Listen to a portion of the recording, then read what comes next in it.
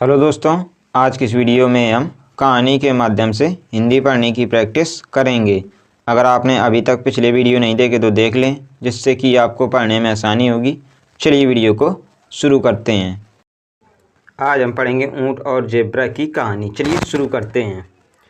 एक जंगल में एक ऊंट रहता था।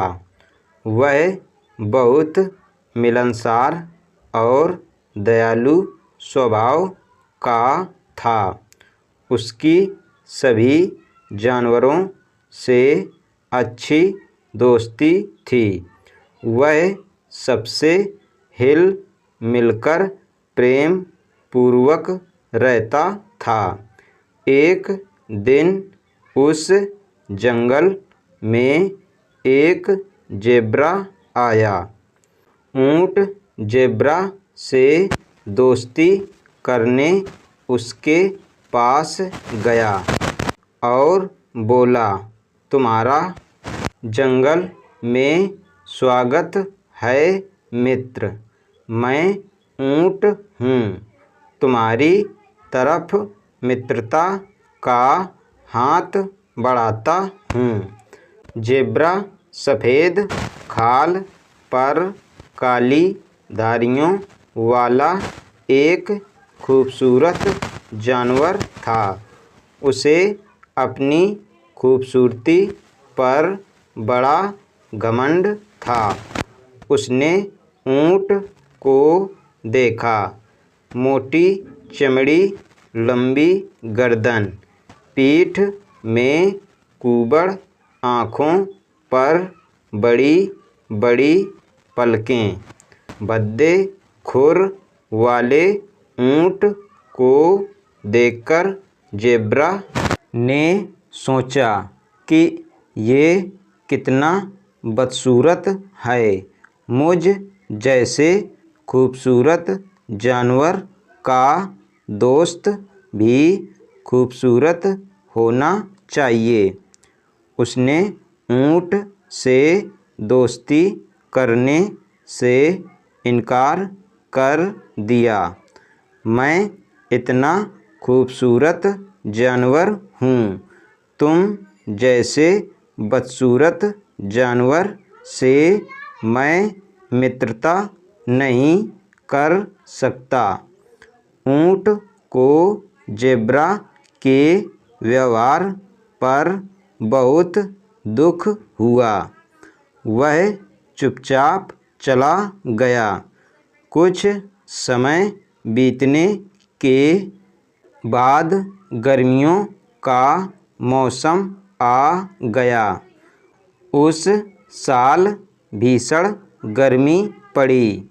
नदी तालाबों का पानी सूखने लगा। जानवरों में पानी के लिए तबाही मच गई और सभी पानी की तलाश में जंगल छोड़कर जाने लगे। जंगल के सारे जानवर परेशान थे, पानी की कमी से। जेब्रा के सामने भी जीने मरने की नौबत आ गई। लेकिन वह जब भी ऊंट को देखता, वह उसे बड़ा सामान्य नजर आता। एक दिन उसने ऊंट से पूछा, इतनी भीषण गर्मी में सब पानी को लेकर चिंतित हैं, किंतु तुम चिंतित नजर नहीं आते। वो इसलिए क्योंकि मैं बदसूरत हूँ, ऊंट ने मुस्कुराते हुए उत्तर दिया। जेब्रा उसकी बात समझ नहीं पाया।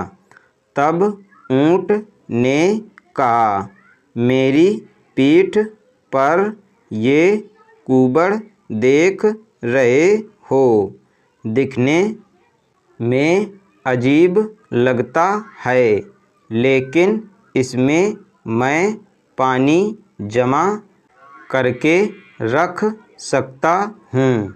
इसके कारण मुझे कई दिनों तक पानी की कमी नहीं होती और मैं बड़े आराम से बिना पानी के लंबे समय तक रह सकता हूँ।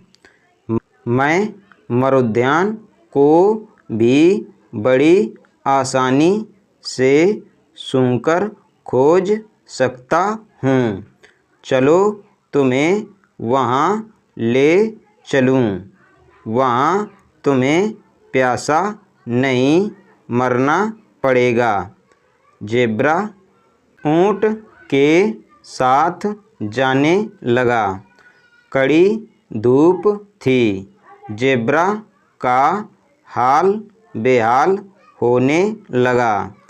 तब ऊँट ने उसे अपने विशाल शरीर की छाँव में चलने को कहा। ज़ेब्रा को धूप से कुछ राहत मिली। दोनों आगे बढ़े तो एक रेतीला मरुस्थल पड़ा। वहाँ रेत की आंधियाँ चलने लगी।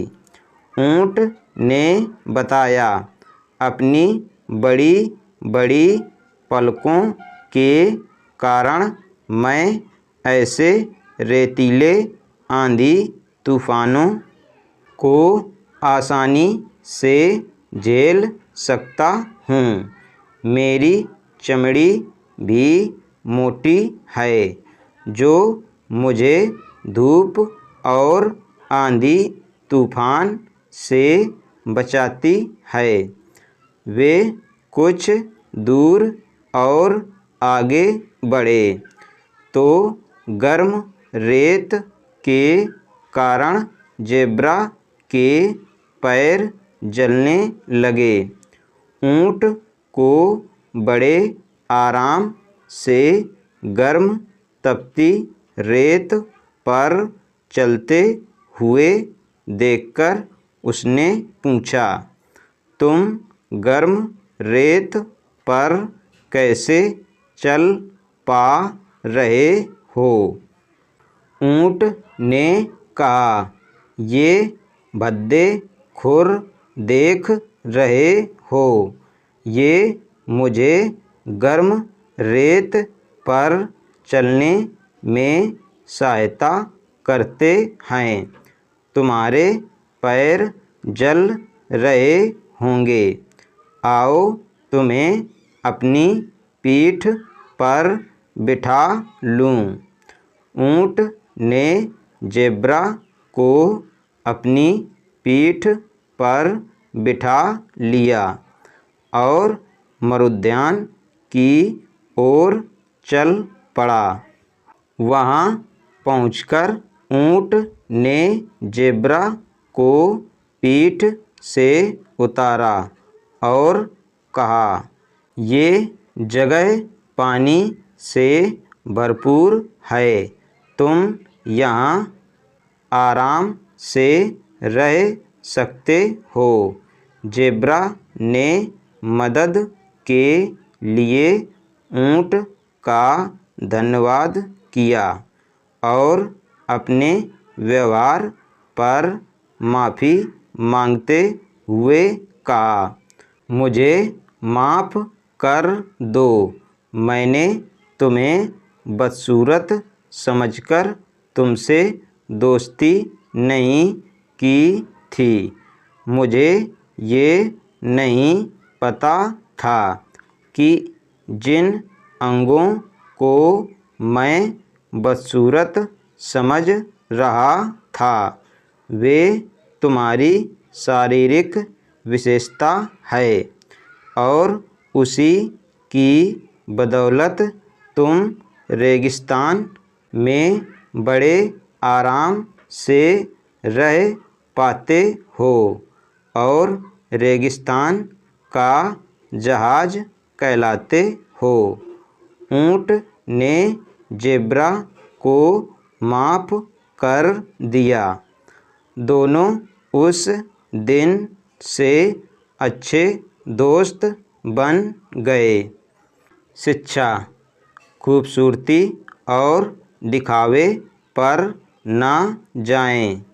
कई बार बदसूरत चीज़ें भी काम की हो सकती हैं। आज हमने पढ़ा ऊँट और ज़ेब्रा की कहानी। अगर आपको ये वीडियो पसंद आए तो वीडियो को लाइक करें। हमारे चैनल बच्चों की शिक्षा को सब्सक्राइब करें। धन्यवाद।